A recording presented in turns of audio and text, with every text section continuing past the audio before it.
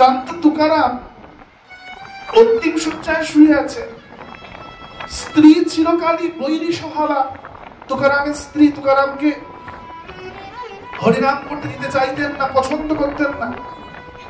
স্ত্রী তুকারামের হরিনামের চিরকাল বিরোধী ছিলেন। সারা জীবন থেকে ফটকারা দিয়ে গেছেন, খোঁটা দিয়ে গেছেন। তুকারাম অন্তিম শয্যায় শুয়ে আছে। স্ত্রী বলছে, কি দিনে দুবার করে যেতে এতদিন পাণ্ডুরঙ্গকে দেখতে, বিঠ্ঠলনাথকে দেখতে, এবার কি হবে? এবার কি হবে? এবার কেমন করে দেখতে থাকে? ততদিন অব্দি কিন্তু শ্রী বিগ্রহটা হাতে বাঁশি ধরে দাঁড়িয়েছিল।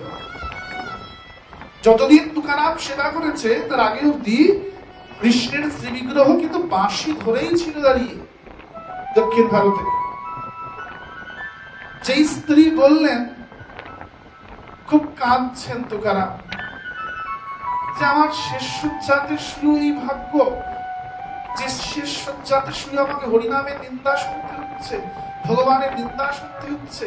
ঠাকুর আর এই নিন্দা নিতে পারছি, প্রাণটাই চলে যায়, নিন্দাটা শুনতে পাচ্ছি না। তোমার নিন্দা যেখানে শুনবো এর থেকে দেহটাই আমার চলে যায়।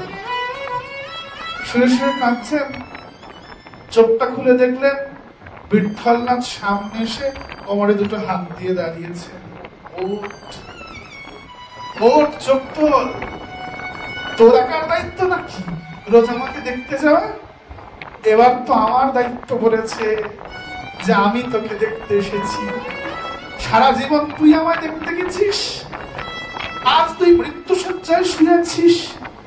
যতদিন না তোর মৃত্যু হচ্ছে প্রতিদিন এখন থেকে আমি তোকে দেখতে আসবো। তোর চিন্তা নাই, বহু যাবো বলুন, তুই জানবি আমি রোজ তোকে দেখতে আসবো। কত তাগিদা! ওই যে বলছেন যে পত্রাৎ পুষ্পম ফলম ত্বয়াৎ, আমার ভক্ত ভক্তি ভরে আমায় পত্র পুষ্প ফল জল চাঁদি আমি গ্রহণ করি। আমার ভক্তের দেওয়া একটুখানি জল তুলসীর ঋণ আমি সারা জীবন আর সেবা যে করছে তার ঋণ আমি সারা জীবন ধরে চোখাই।